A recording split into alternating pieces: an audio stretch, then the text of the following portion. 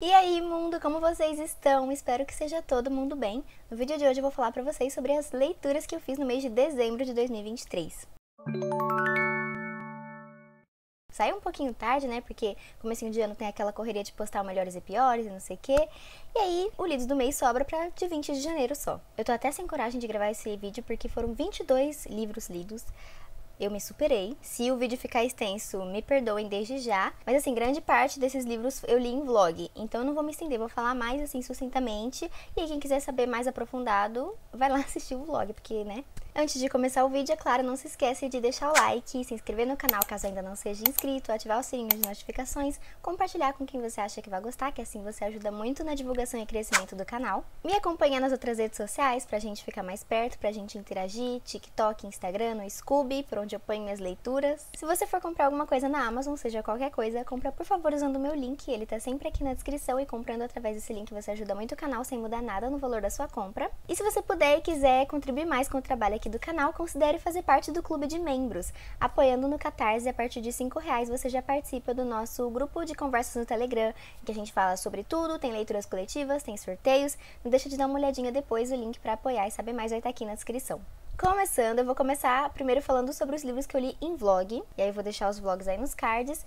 Eu terminei finalmente a saga Percy Jackson, né? Eu li todos os livros em vlog pra poder assistir a série, inclusive estou assistindo com os meus irmãos, tá bem legal. O livro 2 eu li em novembro, e aí em dezembro eu li o 3, o 4 e o 5. Um eu já tinha lido antes. E bom, é aquela série, né, de mitologia grega.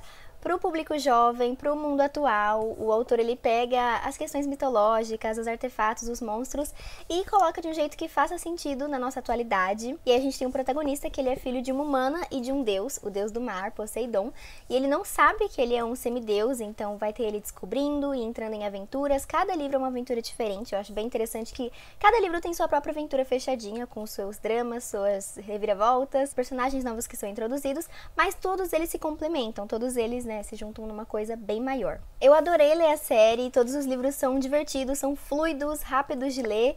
Ele só realmente é bem infantil, porque ele é voltado para o público jovem, então às vezes os personagens, os vilões são meio caricatos, é bem leve mesmo, às vezes ele apresenta algumas inconsistências, às vezes o ritmo que a história está sendo contada também é muito rápido, as coisas passam muito depressa, mas é muito gostosinho de ler, é muito bom ver o jeito que os personagens vão amadurecendo, né, como cada um é diferente e tem sua importância na história, como o autor vai expandindo esse universo e aprofundando as coisas. Aqui no terceiro, o Percy e seus amigos vão em uma aventura para resgatar uma outra amiga que tinha sido sequestrada, uma deusa também que estava sequestrada. Aqui no quarto, a Batalha do Labirinto, eles vão ter que justamente entrar nesse labirinto de Dédalo, que é subterrâneo, tem várias armadilhas assim, meio que ninguém sai de lá. Esse aqui justamente foi meu favorito. Esse aqui a gente viu mais o desenvolvimento do poder do Percy, tem mais romance também. E aqui no quinto a gente tem justamente a batalha final, a conclusão, né, de toda essa guerra entre os semideuses e o Titã. No fundo, é muito sobre negligência parental e é muito divertido, eu indico muito para pré-adolescentes e adolescentes. Vou falar agora dos livros que eu li no vlog da Maratona de Quadrinhos. Todo ano em dezembro eu pego um final de semana assim pra ler o máximo de quadrinhos que eu conseguir. O vlog vai estar aí nos cards. E aí são 9 dos quadrinhos que eu li nesse vlog. O primeiro deles foi Museu do Chaboté. É uma história que se passa no Museu d'Orsay, na França. E aqui é tipo uma noite no museu, sabe? Aqui as obras, as esculturas, até os quadros, tudo tem vida. E eles também aqui só se mexem de noite. E aí eles vão conversando e a gente vai ver o questionamento que eles têm quando eles observam as pessoas vivendo e também o que as pessoas pensam sobre as obras, né? O que elas sentem, o que elas percebem quando elas observam as obras. Tem muito esse contraste, né? Da vida dos humanos e a vida do acervo do museu. É uma obra bem existencialista, é muito sensível o jeito que ela conta a história e mostra coisas do nosso dia a dia, assim, que às vezes a gente não presta atenção, às vezes não dá atenção, não admira aquilo do jeito que aquilo merece. Também li esse daqui, Contos Macabros de Kanako Inuki. Ela é uma mangaka muito famosa lá no Japão, ela escreve histórias de terror e aqui a gente tem uma coletânea de contos dos seus principais personagens. É meio que uma coisa mais introdutória para apresentar, né, as histórias dela pra gente, os personagens diferentes, só que esses personagens têm outras histórias ainda. Então às vezes parece uma história meio completa, meio desconexa. A maioria dos contos aqui tem personagens criança e eles falam bastante da maldade humana e tem uns toques sobrenatural. Eles pra mim puxam mais pro bizarro e pro estranho do que realmente pro terror. Todos eles têm uma espécie de moral da história no final, e alguns têm algumas críticas, só que eu achei que ficou um pouco meio raso, e eu confesso que algumas histórias eu achei um pouco problemáticas, assim, elas têm ideias muito boas, só que quando ela vai escrever, vai desenvolver alguma desses contos, tem questões assim, que eu acho meio estranhas além do ponto, estranhas até demais. Em cada conto ela vai falando o que inspirou aquele conto, né? Tem vários comentários sobre a autora, indicações de filmes. Está tudo bem. Esse daqui é uma distopia de terror, é inspirado em 1984. Então aqui a gente tem esse regime totalitário que vai estar observando as pessoas em tempo inteiro, vai estar vigiando, monitorando. Você não pode sair dos trilhos, não pode fazer nada errado, não pode questionar. Todo mundo age de um jeito muito igual, muito robótico, realmente pra não ir contra esse regime. E a gente acompanha um casal aqui, né, vai vendo a rotina deles e vai entendendo pouco a pouco como que é a vida neste mundo. Vai vendo que eles reprimem os próprios sentimentos, eles tentam esquecer algumas memórias. Mesmo com esse traço super bonitinho, essas carinhas de gato, assim, todas essas cores, ele deixa a gente muito desconfortável. É um livro que deixa a gente bem desconfortável, só que eu achei ele bem introdutório. Aqui é realmente o primeiro volume e vão ter vários, eu acho, que a gente não vai ter muitas respostas, não vai entender o propósito da história ainda. Nunca se esqueça, esse aqui também é uma coletânea de contos. A gente tem 4 contos meio surrealistas, que vai ter uma interpretação, cada um pode entender de um jeito.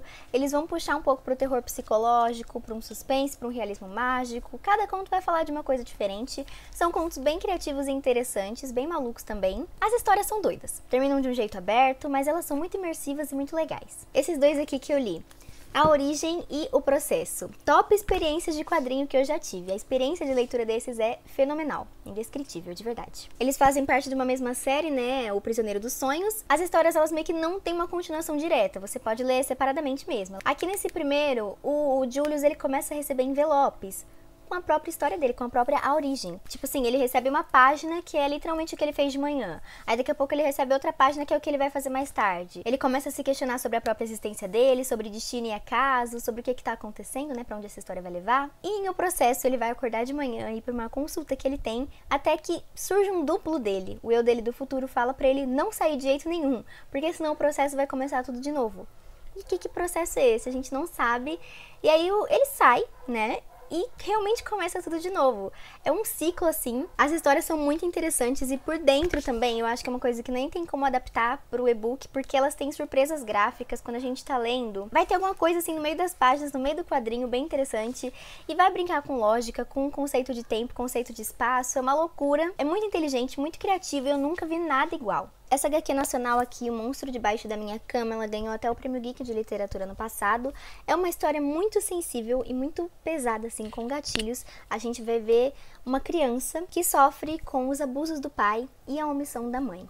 Ela acaba se refugiando ali em um mundo de fantasia para tentar fugir dessa realidade cruel dela. Tem a crítica aqui, né, aos órgãos públicos, às escolas que estão despreparadas e que não trazem esse debate de educação sexual para as crianças, com a desculpa do moralismo. É uma leitura extremamente desconfortável, dá uma gastura assim. Ela é triste, ela é real e é muito bem feita. Essa aqui virou favorita, né? Foi o melhor quadrinho que eu li ano passado, Jeremias Pele. Novamente uma história sensível do ponto de vista de uma criança. Aqui o Jeremias, ele vai estar entendendo o que é ser uma pessoa negra nesse mundo cruel e injusto em que a gente vive, percebendo o que sua pele negra significa. A gente vai ver o racismo do ponto de vista de uma criança. É muito bem feito e muito real, porque os autores colocam experiências, coisas que aconteceram com eles aqui no livro. É sobre aceitação também, é triste ao mesmo tempo que é bonito, é muito comovente e eu chorei no final. E por fim aí nesse vlog da maratona, eu li A Menina do Outro Lado, volume 3. Nessa série de mangás, a gente tem um mundo dividido entre pessoas normais e pessoas amaldiçoadas. Aí a cidade acabou até sendo dividida entre mundo de fora e mundo de dentro, tem toda essa segregação, essa discriminação. E a gente vai acompanhar essa menininha, Shiva, que ela é normal, mas ela foi abandonada no mundo de fora, no mundo das pessoas amaldiçoadas. E aí o sensei, que é essa criatura, cuida dela. Ela, por ser uma criança, vai acabar se metendo em confusão, vão rolando várias aventuras. E aos poucos a gente vai acompanhando a convivência entre eles, entendendo mais o que é essa maldição, como que ela se alastrou, se talvez ela tenha, né, uma cura. Ela é fofa e aconchegante, ao mesmo tempo em que ela é sombria e melancólica. É uma história muito interessante, que deixa a gente muito curioso, principalmente no final, assim, tem sempre uma reviravolta bem no finalzinho, pra gente querer ler o próximo, só que eu acho uma história muito lenta. Demora a acontecer coisas, demora a gente entender alguma coisa, sabe? Se você ficou curioso com alguma dessas histórias, quiser saber mais a fundo o que eu achei, uma resenha mais aprofundada, vai ter que ir lá ver o vlog. Assiste lá o vlog da maratona do Percy Jackson. Agora eu vou falar dos outros 10 livros que eu li que não foram em vlog. Eu li esse aqui do Jorge Amado, A Morte é Morte de Quincas Berro d'Água, e adorei. É uma novela meio cômica, assim, de comédia com um toque de realismo mágico. O personagem aqui, né, o Joaquim, ele é um cara muito admirável, muito respeitável, é um servidor público, sempre foi super certinho, só que aí ele se aposenta. Ele decide abandonar toda essa vida, abandonar sua família e curtir a vida do jeito que ele sempre quis, entrar em aventuras, ele faz amizade com as prostitutas, com os bêbados, se liberta, ele deixa de se preocupar com o que as pessoas pensam dele e vive como um vagabundo, como um largado. Ele sempre aparece no jornal assim como o maior vagabundo da cidade. Claro que ele envergonha a sua admirável família, né, a sua ex-esposa, sua filha, seu genro, eles ficam super envergonhados de ter um vagabundo ali da família, então eles meio que tentam desassociar até que esse querido morre. Então a família dele vai lá, né, fazer um velório bem simplesinho, pra não relembrar todo mundo, pra ninguém perceber que esse vagabundo era assim da família deles. Eles vão lá, colocam um terno, colocam uma roupa respeitável, tenta voltar, né, à dignidade que ele tinha, até que chegam os verdadeiros amigos do Quinca lá nesse velório, os amigos dele de bebedeira que ficavam bebendo com ele, conversando toda noite. Eles acham um descaso aquilo não honra a verdadeira pessoa que o Quincas foi. Eles ficam pensando, tipo assim, povo avarento, gente, povo é rico e não tem uma comidinha aqui nesse velório, não tem uma vela, um enfeite pra esse morto, estão fazendo o velório mais michuruco possível. E aí que a gente vai vendo quem são os verdadeiros amigos, quem se importa e quem conhece o Quincas Berro d'Água de verdade. Vão acontecer umas aventuras aí, e é um livro assim muito sarcástico, divertido, fácil de ler, que tem sempre aquela grande pitada de crítica do Jorge Amado, vai falar dos costumes brasileiros, de como as pessoas se reprimem as outras, essas convenções sociais, essas hipocrisias da sociedade, e principalmente vai dar voz, vai trazer a humanidade a essas pessoas marginalizadas. Nessa literatura, o Jorge Amado sempre destaca essas pessoas, os bêbados, os pescadores, as prostitutas, as pessoas que compõem o nosso país. Revival, do King, que eu li em dezembro do ano passado, e confesso que não foi um dos meus favoritos, não curti muito esse não. Aqui ele vai dar uma misturada do religioso, do científico e do sobrenatural. A gente acompanha o protagonista aqui desde que ele é uma criancinha, quando ele tá ali brincando, e ele conhece um padre, um pastor, enfim. Ele é novo na cidade, vai assumir a paróquia, e ele é uma pessoa, assim, muito bondosa, ele é bem jovem, ele sempre faz os sermões de um jeito que chama a atenção das pessoas, principalmente das crianças. Ele é uma pessoa muito ligada à ciência, à eletricidade. Então ele sempre constrói umas engenhocas, e ele faz os seus sermões, dando exemplo, né, com essas coisas que ele constrói. O protagonista, que ainda é criança, aqui no início do livro, ele acaba formando uma grande amizade com esse pastor, até que acontece uma tragédia, uma coisa horrível com o pastor, e então quando ele vai dar um sermão, ele faz o que foi considerado aí sim o sermão terrível, porque ele perde a fé em Deus. Então ele começa a fazer um monte de blasfêmia, começa a questionar realmente a benevolência de Deus, e depois disso ele é claramente expulso da paróquia, mas muitos anos depois o protagonista volta a reencontrar esse pastor. Jamie é o protagonista, vi agora. Quando esse Jamie já tá assim mais velho, um jovem, sei lá, não sei quantos anos, ele acaba desenvolvendo um vício muito forte em heroína. E então quando ele reencontra esse pastor, que era tão ligado à eletricidade, ele começa a fazer uns experimentos para curar doenças, para curar vícios, a partir de estímulos elétricos. Só que aparentemente algumas pessoas que são curadas começam a apresentar efeitos colaterais, que podem ir desde coisas pequenas até coisas bem preocupantes. Eu acho super interessante o pano de fundo assim que o King tem para essa história, a família, os personagens, a relação entre eles, os problemas que eles têm. O que ele tentou inventar de ficção científica que deu uma certa estragada aqui, porque no final vai ter toda uma questão sobre vida e morte, e justamente sobre vida após a morte. Porque esse pastor, que era fissurado em eletricidade, ele não para por aí, ele tem pensamentos que vão além, até onde que vai esse conhecimento que ele quer obter, e também é uma grande questão, até onde que a gente pode justificar tudo por, pelo bem maior. É um livro extremamente bem escrito, mas tem coisas que acontecem aqui, gente, que eu fico me pensando, que droga que o autor usou pra escrever isso aqui? Não é nem que droga, é quantas foi, não sei o que acontece, parece que ele usou todas. Ele faz uma viagem tão grande aqui, juro. E olha que o King nem usava mais droga quando escreveu esse daqui. Por isso que a minha relação com esse livro é um pouco de amor e ódio, porque eu adorei os personagens que ele tem, o que ele conta aqui, a escrita do King eu achei muito boa, eu fiquei muito entretida mesmo com a vida desse cara, só um pouco a parte das drogas que, é sempre droga, né, o King sempre põe droga no livro dele, gente. Mas eu acho que tem momentos que o autor viaja demais. Além disso, tem uns personagens aqui que são pretos e LGBT, e o autor coloca aqui de um jeito meio estranho, ele fala de um jeito meio estranho, tipo, parece como se fosse cota, ele não trata de um jeito natural. Mas mesmo assim é legal, porque tem um personagem que é astrônomo e é gay, igual eu. Antes que o café esfrie. Aqui é uma história com um toque de ficção científica, porque a gente tem uma cafeteria em Tóquio em que você pode viajar no tempo. Claro que tem várias regras para isso, muitas regras mesmo. Isso até meio que desencoraja as pessoas a ir lá tentar viajar no tempo, porque assim, é tanta regra, porque às vezes parece que não vai fazer diferença alguma. É uma história contínua, só que ela é dividida em 4 partes, e em cada uma das partes vai focar em personagens diferentes, com coisas acontecendo diferentes, só que tudo nesse mesmo núcleo. Vai ter a ver com relacionamentos, namorados aqui, com doenças, com mortes, relação de irmãs, mãe e filha. Vão ter personagens que vão pro passado, que vão pro futuro, cada um com suas motivações, com seus propósitos. É uma leitura bem leve, bem tranquila, ela é bem bonita assim em alguns momentos e faz a gente refletir sobre aceitar o nosso passado, as coisas que aconteceram com a gente e tentar mudar o futuro. Porque assim, uma das regras é que você não pode mudar o presente. Então às vezes as pessoas voltavam pro passado com esse propósito, mas não tinha como. Você voltaria pro passado sendo que você só estaria remoendo alguma coisa? Você não ia poder fazer nada de diferente? Eu voltaria mesmo assim, porque é uma experiência. Mas tipo assim, não é esse o ponto. Uma das coisas que incomoda um pouco é porque é um livro muito curto, então ele acaba sendo raso, sabe? Parece que ele passeia, que ele conta de forma superficial as histórias. E também acho que ele deixa muitas lacunas, muitas pontas soltas ao explicar as regras. As regras são assim, bem específicas, tem aquela regra. Só que tem coisa que parece que dá pra quebrar aquela regra, mas não fala disso. Por exemplo, você só consegue viajar no tempo sentado em uma cadeira específica. E você só pode ficar até lá antes do café esfriar. Você tem que tomar o café antes do café esfriar, senão você acaba ficando preso ali. Só que se você sair daquela cadeira, se você se levantar, você volta pro presente. Então assim, pra que você precisa tomar o café se é só você sair da cadeira? Enfim, tem alguns furos aí, algumas coisas que o autor esqueceu de pensar. Mas de maneira alguma é um livro ruim. É um livro que tem sim suas falhas, mas é um livro bom, é um livro bacana de se ler. Eu só não entendo por que tem tanta gente que odeia ele. Confins de um Sonho. É um quadrinho em que a gente conhece aqui inicialmente 2 senhoras de 85 anos que tem uma grande amizade assim, né? Se conhecem há muitos anos e elas tiveram uma vida marcada por encontros e desencontros. E aí uma dessas senhoras, ela tá perdendo a memória. Então, cada capítulo vai ser voltando no tempo. A gente vai conhecendo a história dessas 2 mulheres voltando no passado, de trás pra frente. A memória dela vai ficando cada vez pior, né? Vai regredindo, então ela vai se esquecendo de quem ela é atualmente e lembrando mais as coisas do passado. E a gente vai entendendo aos poucos a história delas. E vai sendo explicado algumas coisas, porque elas eram apaixonadas, mas elas viviam em uma época em que isso não podia acontecer.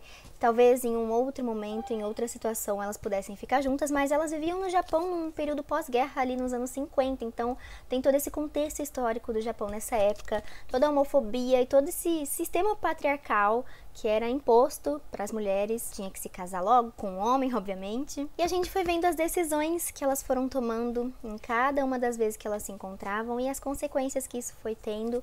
E assim, é uma história bem sensível mesmo, principalmente aqui no final dela, que é o início da história delas, como elas se conheceram, a gente vai ver coisas trágicas que aconteceram. Eu adorei esse livro, adorei essa leitura, eu gosto muito de histórias de ficção histórica LGBT, mas eu acho que faltou coisa aqui nesse livro, faltaram explicações. Algumas coisas ainda ficaram meio confusas. Eu senti que mesmo quando elas estavam se conhecendo, parece que em nenhum dos capítulos elas estavam realmente muito próximas. Parecia que elas nunca estavam próximas o suficiente. E é isso, eu queria ver mais dela. Eu queria ter uma coisa maior, mais aprofundado. É uma história incrível, mas assim, a minha única reclamação realmente é que podia ter mais. A Bibliotecária de Memórias e Outras Histórias de Dirty Computer é uma coletânea de contos de ficção científica da Janelle Monáe, que infelizmente configurou aí nos piores do ano. Aqui a gente também tem um regime super opressor, em que a memória das pessoas é propriedade do governo, então eles podem até alterar sim a sua memória, além de que eles vão observar todas as memórias de todas as pessoas da cidade pra ver se alguém cometeu algum crime, se alguém tá fora dos padrões, segundo os padrões deles, os conceitos do governo, né? Então, novamente, a gente tem aqui pessoas privadas de liberdade que não podem ser quem elas são, não podem se expressar, não podem ter opiniões contra. E todas as histórias aqui dessa coletânea são protagonizadas por pessoas pretas, ou mulheres ou não binárias, cada uma abordando coisas diferentes, majoritariamente histórias de pessoas que sofrem com esse regime e que tentam se colocar contra, cada uma à sua maneira, contra o capitalismo, contra a monogamia, contra a homofobia e padrões heteronormativos. Eu acho bem bacana que é uma história em várias mídias. A gente tem aqui o livro, que é inspirado em um álbum da Janelle Monáe, que ela é uma cantora, o Dirty Computer. Tem também um filme que ela produziu. Na história mesmo aqui tem bastante o poder e a importância da música. Os contos que a gente tem aqui, alguns deles eu curti, outros nem um pouco. Os do final são os melhorzinhos. Ele termina com uma pontada de esperança aqui no último conto, mas na minha percepção, os piores contos estão no começo. Então você já começa tendo uma péssima experiência de leitura, porque os contos do início são realmente bem ruinzinhos. Além de que eles parecem desconexos. As histórias não parecem acontecer no mesmo mundo. A gente não sabe se, por exemplo, estão em outro país ou em outro tempo, outro ano, assim. Porque algumas coisas que acontecem em alguns contos não poderiam acontecer em outros. Ou então também pode ser porque a construção de mundo aqui é péssima, né? As histórias são bem mal explicadas e ao mesmo tempo que não tem explicação boa, também não tem história boa. Falta coisa nesse livro. Os contos, eles todos terminam de um jeito meio aberto, só que não é aquele aberto que faz a gente refletir. É só um aberto que ele parece incompleto mesmo, inacabado, sem explicações, a gente fica sem entender. Eu não sei explicar, mas o livro parece, sei lá, até um rascunho. Eu acho que a autora queria que a gente tivesse ali na cabeça dela pra gente conseguir entender, acompanhar o raciocínio que ela queria passar nas histórias. Parece que é algo que a gente já precisa saber alguma coisa antes. A gente precisa já ter um conhecimento prévio sobre esse Dirty Computer aqui pra depois ler esse livro. Isso que é complicado, porque é uma história que tinha criatividade, sabe? Teve uma ideia boa, mas não explorou o potencial dela, sabe? Podia ter sido melhor construída, melhor escrita, ter um ritmo melhor também. Apesar dele ser baseado em uma atmosfera de medo, ele não passa medo, não sei, ele não transmite as sensações, emoções pro leitor. É por isso que esse aqui ficou entre os piores que eu li ano passado, infelizmente. Ele tinha o potencial dele, ele tinha até a ideia boa, mas assim, desperdiçou. Eu também li esse daqui, Marketing do Amor. É uma comédia romântica nacional. A gente tem aqui o protagonista, que ele é um publicitário. Dá muito pra usar publicitário nesse livro, gente, porque a cada 5 palavras, 6 é em inglês. Quando eles estão conversando ali em meio de trabalho, é tipo assim, vamos fazer uma call pra ter um brainstorm antes do deadline. Enfim, esse cara, ele tá meio desiludido com o amor, assim, até que ele vai em uma festa junina ali que a mãe dele fez no bairro, e ele conhece o cara novo, um novo morador, um novo vizinho ali da mãe dele. Eles se conhecem, eles começam a se paquerar, eles ficam, e aí no outro dia ele descobre que esse é o novo chefe dele. Tadã! E é uma história muito diferente, porque ela é toda contada através de mensagens, de e-mails, de print de story do Instagram, até cupom fiscal. É muito um livro gay pra jovem cronicamente online do Twitter, tá? Porque esse aqui tem bastante referências. A gente vai acompanhando aí a vida dos dois depois disso. É legal que a gente tem o ponto de vista dos dois e é uma coisa que escala, sabe? Vai de 0 a 100 muito rápido a vida deles. É muito divertido ver os problemas que tem aqui no ambiente de trabalho, divertido pra gente. Na verdade, pra ele era bem ruim, coitado. E também traz umas coisas interessantes, né? Tipo assim, ele é uma pessoa gorda, então fala de gordofobia, de preconceitos. O outro cara aqui, o chefe dele, é uma pessoa que só liga pro trabalho, ele não tinha uma vida assim, sabe? Não tinha amigos, não tinha hobbies. E a gente vê a importância disso, né? Tipo assim, que adianta você só trabalhar? Durante a leitura ele me despertou várias emoções. Tinha hora que eu achava o personagem chato, insuportável. Tinha hora que eu achava ele burro. Ele realmente foi, gente. Em alguns momentos ele realmente foi. Tinha hora que eu não gostava da amiga dele, porque ela ficava diminuindo os problemas dele. E ela meio que falava tipo assim, eu tenho mais minorias que você, então a minha vida é pior. Eu achei meio estranho. A mãe dele também, gente, tem horas que ela é bem responsável, bem inconsequente, tipo assim, não pensa direito, meu Deus. Tinha hora que eu li, eu ficava tipo assim, a mãe é uma vagabunda, o pai é um folgado, o filho é um frouxo. Ele não tem só esse problema com o chefe, né? Tem vários outros problemas, um deles é com a mãe. Eu também achei estranho. Meu Deus, por que tem uma planta no meio do meu livro que acabou de cair? Quem colocou... Quem colocou isso aqui? Tem uma florzinha, talvez tenha sido meu irmão, que bonitinho. Na verdade tem muitas.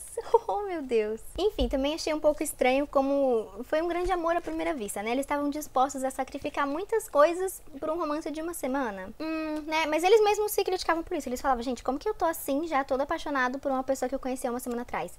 Eles mesmos já se autocriticavam. O livro é muito rápido de ler, assim, por ele ser narrado desse jeito. A leitura flui muito, ele é dinâmico, é divertido, mas ele é raso. Ele não tem tanto conteúdo assim, não tem muita profundidade, né, por ser uma história rápida mesmo e escrita desse jeito. Eu não vejo como uma história em que a gente consiga retirar muitas coisas daqui. Além disso, tem coisas que acontecem que são mirabolantes, que é só conveniente, né, pro jeito que o autor queria arrumar a história. Mas, de forma alguma, é um livro ruim. Ele só é um livro divertido, é um livro que você vai ler rápido, vai ser assim uma leitura leve, vai ser um passatempo. Mas ele não vai passar disso. O Quebra-Nozes. Todo mês de dezembro, ali perto do Natal, eu leio um clássico natalino. E o da vez foi o Quebra-Nozes, que aqui tem duas histórias, né, do Alexandre Dumas e do Hoffmann. O Hoffmann é o autor original, ele é da Alemanha, e ele escreveu esse conto de fadas colocando traços góticos, colocando elementos sobrenaturais. É um conto de fada que é realmente puxado pro sobrenatural, com coisas assustadoras, né, iguais aos contos de fadas mais antigos. E depois o Alexandre Dumas, ele traduziu essa obra pro francês, e foi isso que popularizou esse livro. Depois ele até teve uma adaptação pro balé, inclusive eu quero muito ver esse balé depois. Aqui a protagonista é a Marie. E aí se passa na véspera de Natal, ela tem acho que uns 7 anos. Aí ela e o irmãozinho dela estão ali na sala esperando pra ver os presentes que os pais e o padrinho separaram pra eles. O padrinho do seu Meyer é o padrinho deles, né? Ele é uma figura toda estranha, toda feia, assim. E aí uma das coisas que eles ganharam aí de Natal é um quebra-nozes. Literalmente só um quebra-nozes, aquele bonequinho meio feio assim, que tu bota nós e quebra. E aí a Marie fica super encantada com ele, ele se torna o brinquedo que ela mais tá ligando ali naquele Natal. De madrugada ela acaba ficando um tempinho mais brincando com os brinquedos, e principalmente com esse quebra-nozes, até que um monte de rato começa a aparecer. E aí tem até um rato de 7 cabeças.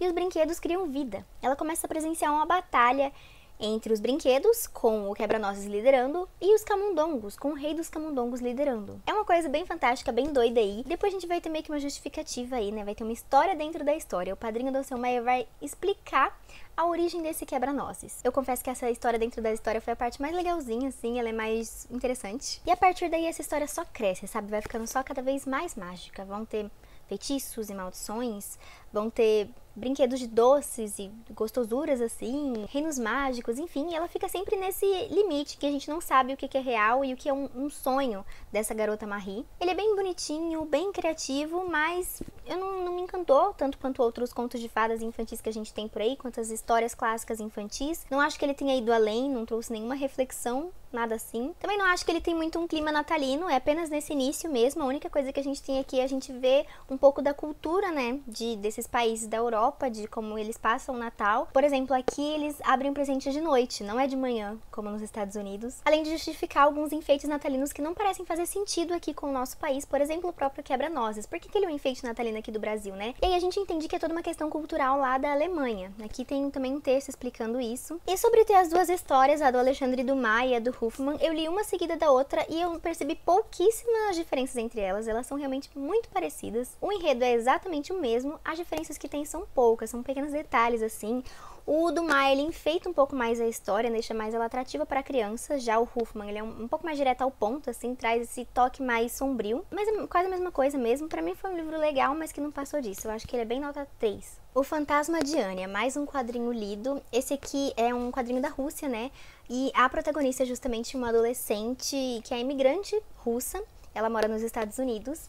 E ela fez muita coisa pra conseguir ser aceita, pra conseguir se encaixar. Então ela acaba negando algumas coisas, assim, do seu país, força muito pra perder o sotaque dela, pra falar o mais perfeitamente possível um inglês americanizado, sem sotaque. Ela é uma pessoa bem introvertida e insegura também, a gente vê as inseguranças dela. E é um momento rebelde, tá? Ela é uma adolescente insuportável, ela trata mal a família, trata mal as pessoas na escola. A Anya é uma chata, essa é a verdade. E vai acontecer alguma coisa com ela pra ela repensar as atitudes, ainda bem. Um dia ela vai cair num poço, coitada. E aí ela vai conhecer uma fantasma, uma mulher que caiu no poço e morreu lá também. Olha que legal, só que ela caiu há 90 anos atrás. Então essa fantasma, ela tem costumes de época, sabe? Ela não tá habituada com as coisas atuais. E aí a fantasma vai começar a conviver com a Anya. De início a menina não quer isso, né? Mais um problema pra vida dela, que já tinha um monte. Mas ela começa a ver que tem algumas certas vantagens em ter uma melhor amiga fantasma. Ela pode ajudar ela a colar, por exemplo. Ela pode ajudar ela a saber das fofocas e muitas outras coisas.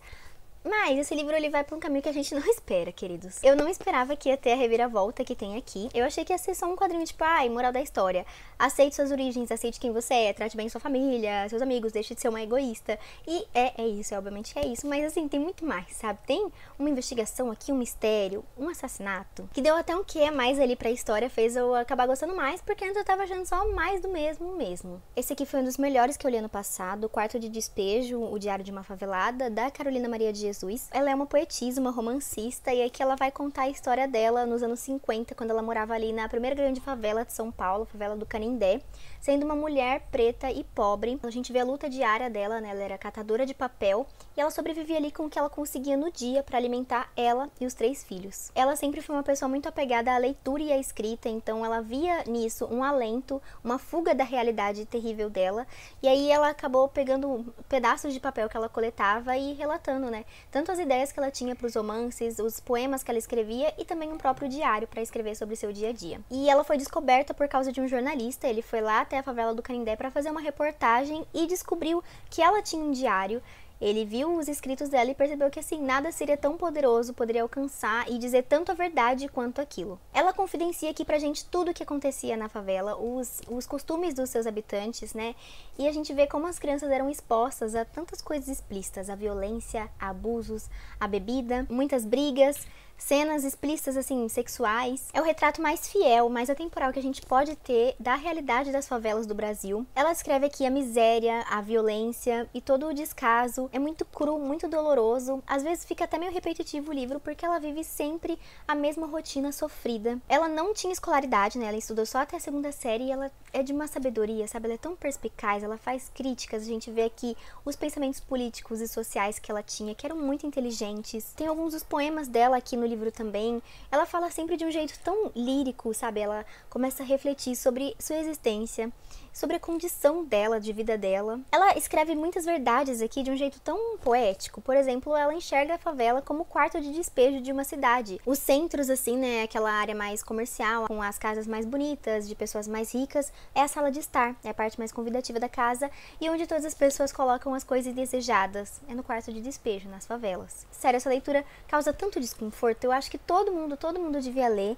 Eu fiquei pensando muito nesse livro, ainda penso. É um relato muito poderoso e eu sigo afirmando que todo mundo tem que conhecer a história da Carolina. Finalmente, o último livro que eu li em dezembro. Nossa, parece que eu passei horas aqui gravando esse vídeo, até começou a chover. Enfim, A Redoma de Vidro, que também foi outro favorito. Esse livro aqui foi muito assim pra mim, ele ganhou o prêmio de livro do ano da minha premiação literária. É uma história em primeira pessoa, né, aqui a gente tem uma jovem muito inteligente, muito promissora, a Esther. Ela ganhou uma bolsa, assim, em uma universidade nos anos 60, onde, assim, era bem difícil conseguirem ter essa oportunidade, né, de estudar. E pelo seu ótimo desempenho na faculdade, ela ainda ganha um estágio em Nova York com tudo pago. Ela tá tendo várias oportunidades, conhecendo muitas celebridades, pessoas famosas, marcas famosas. Ela vai contando tudo como é, né, esse tempo que ela tá passando lá, como ela tá percebendo as atitudes das pessoas e prestando atenção nos detalhes, né. Ela tem um jeito muito peculiar, assim, muito bonito também de ver a vida. Mas ao mesmo tempo ela tá se sentindo muito perdida, muito deslocada ali nesse ambiente, né, ela não tá acostumada a isso.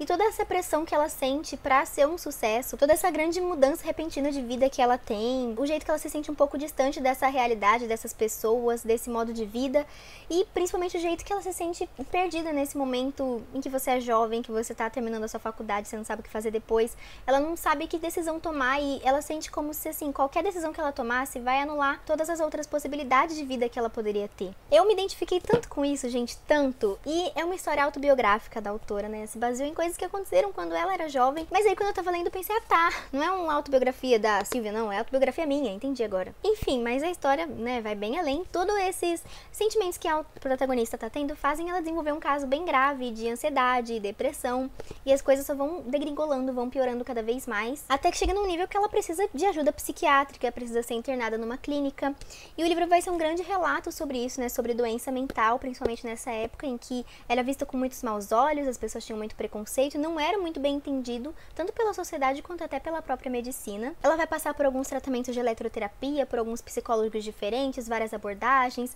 Também tem toda a questão de pagar por tudo isso, né, porque não é barato. Ao mesmo tempo ela vai tendo flashbacks e lembranças, né, da família dela, que ela morava meio que no interior, assim, de pessoas que conviveram com ela na adolescência. Eu adoro ela quer morrer, mas ela é virgem e ela não quer morrer virgem. A gente vê como tudo que aconteceu com ela, até mesmo os problemas, fazem da Esther a Esther, fazem ela ser do jeito que ela é, tudo faz parte dela. Além de eu adorar a personagem dela, assim, a personalidade que ela tem e tudo pelo que ela luta, sabe? Apesar dela viver em uma sociedade que tem ainda mais costumes de fazer a mulher ser submissa, de achar que a mulher só serve pra casamento, assim, e de inferiorizar a mulher, ela ainda assim foi atrás de seus objetivos, luta pra ser alguém que não vai seguir esses padrões, essas normas. Ele é escrito de um jeito muito poético, assim, muito singular, mas ele é fluido. Eu até fiquei com um certo receio, assim, pensei, será que a escrita vai ser difícil?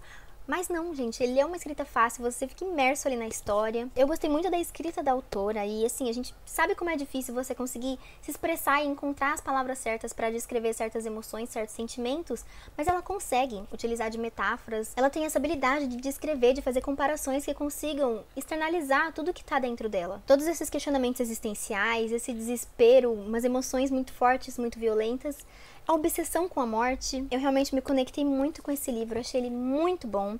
A gente vê assim que ele tem sim alguns problemas, né? Por exemplo, ele tem alguns preconceitos colocados aqui, mas eu acho que é uma coisa inerente à época, você tem que ler com esse pensamento, né, de que é um livro antigo. Mas enfim, gente, incrível. Mulheres malucas, leiam isso aqui. Porém, depende. Mulheres malucas, mas não tão malucas.